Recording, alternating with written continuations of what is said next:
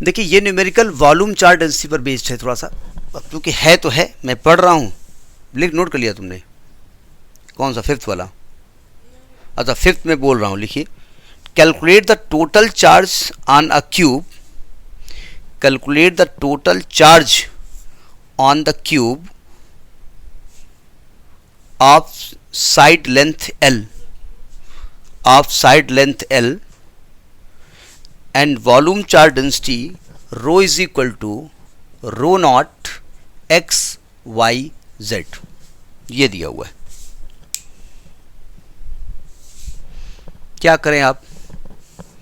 देखिए वैसे तो एक सिंपल सा लॉजिक है, सुनिए ध्यान से। क्या लॉजिक है कि भाई वॉल्यूम चार्ज डेंसिटी का मतलब क्या होता है, यूनिट वॉल्यूम में चार्ज दिया हुआ है, ठीक है।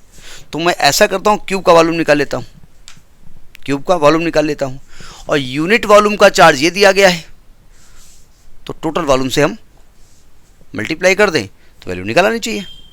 लेकिन प्रॉब्लम यहाँ एक्स वाई जेड घुसा हुआ है, तो उसके लिए क्या करें, एल के फॉर्म में कैसे लाएं उसको, एक्स वाई जेड हटाएंगे इससे आपको। तो तरीका देखिए क्या होता है। हमने पहले एक क्यूब बनाया, ये जिसको हम चार्ज दे रहे हैं, कैसे बनता है, बन गया तो एक साथ बन जाएगा, ऐसे उठा कर रख दे हैं। एक तो हमको बनाना नहीं आता है, बड़ी मुश्किल से बना रहे हैं, उसमें तो कमेंट करोगे तो और गंदा बन जाएगा। हमने एक स्टूडेंट को बनाते हुए देखा था, एक हाँ, अब तुम्हारे दिमाग में कौन चले तो कोई क्या करे भाई। जैसे हम पढ़ा रहे थे बड़े सीरियसली, स्टूडेंट का 4 रन, 4 रन, ये कौन सा हुआ? तो देखा जैकेट पहने थे और जैकेट के अंदर वो वॉकी टॉकी पड़ा हुआ था, उसके अंदर से लीड जाकर के भाई साहब मैच देख रहे थे, और बड़े ध्यान से मैच में ध्यान थे, उनको ध्यान ही नहीं था कि वाजपेयी जी सामने पढ़ा रहे। तो वही तुम हो, क्यूब की जगह तुम्हें कौन चल रहा है। सुनो ध्यान से, ये क्यूब है, बड़ा सावधान ध्यान समझिएगा। हमने क्या किया, इसको एक्सिस बना दिया, चूँकि एक्सिस की बात करें इसलिए एक्सिस बना दिया। ये एक्स एक्सिस है, ये वाई एक्सिस है, ये जेड एक्सिस है। थोड़ा अच्छा बनना चाहिए सर, लेकिन जैसा हम बना पाते वैसे बनाया हमने इसको चार्ज दिया है, हमने फिलहाल पॉजिटिव चार्ज मान लिया, इसको पूरे यूनिफॉर्मली पूरे क्यूब में ये फैल गया है, ठीक है। और यूनिट वॉल्यूम में चार्ज मालूम है। अब कैसे इसको निकालें हम, सावधान देखो ध्यान से। हमने क्या किया, इसका एक छोटा सा क्यूब बनाया, छोटा सा क्यूब, एक छोटा सा क्यूब है, इतना छोटा कि आपको कैमरे पे दिखाई पड़े ना पड़े, आपको भी दिखाई पड़े ना पड़े, पड़ ही जाएगा। ये छोटा सा क्यूब बनाया है ना। तो देखो जरा, ये x है ना, इधर देखो बाद में, ये x है ना, तो इस वाली लेंथ को हमने dx मान लिया। ये z है तो इस वाली लेंथ को dz मान लिया, और ये y है तो इस वाली को हमने dy मान लिया। तो क्या बता सकते हैं कि स्मॉल क्यूब का वॉल्यूम क्या है? Volume of small cube, solution देखिए जरा, वॉल्यूम ऑफ स्मॉल क्यूब, इसको हमने dv मान लिया, dv, तो dx into D Y into D Z, ये वॉल्यूम निकाल लिया। हम करेंगे क्या, इस छोटे से वॉल्यूम में चार्ज निकाल लेते हैं और बाद में इसको इंटीग्रेट कर देंगे टोटल सरफेस के लिए, ठीक है। अच्छा ये तो इसका वॉल्यूम हो गया। अगर हम निकालें charge on this small cube, charge on this small cube, इस स्मॉल क्यूब पे चार्ज कितना है, तो हमने कहा भाई डी क्यू है, और वो कितना हो गया आपका, डी क्यू मान लेते हैं, डी क्यू है, ठीक है। तो एज रो बराबर क्या होता है, D Q upon D V, ये होता है चार्ज पर यूनिट वॉल्यूम, रो तो सेम ही रहेगा ना। तो यहां से डी क्यू की वैल्यू क्या निकलेगी, rho into D V, D V बोले तो D X D Y D Z, यही तो आएगा। जब टोटल चार्ज निकालेंगे, अब यहां लफड़ा है थोड़ा सा, टोटल चार्ज निकालेंगे क्यू बराबर, तो हम क्या करेंगे, इस डी क्यू चार्ज को वॉल्यूम इंटीग्रेट कर देंगे।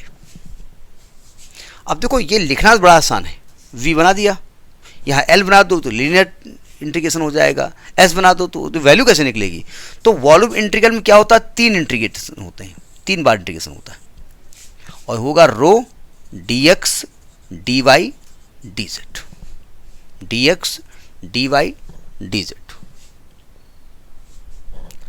रो की वैल्यू आपको दी हुई है, rho naught X Y Z, तो रो की जगह आपने रख दिया इंटीग्रल इंटीग्रल इंटीग्रल, ये rho naught X Y Z D X D Y D Z. अब जरा देखिए ध्यान से, इसको रब कर दें।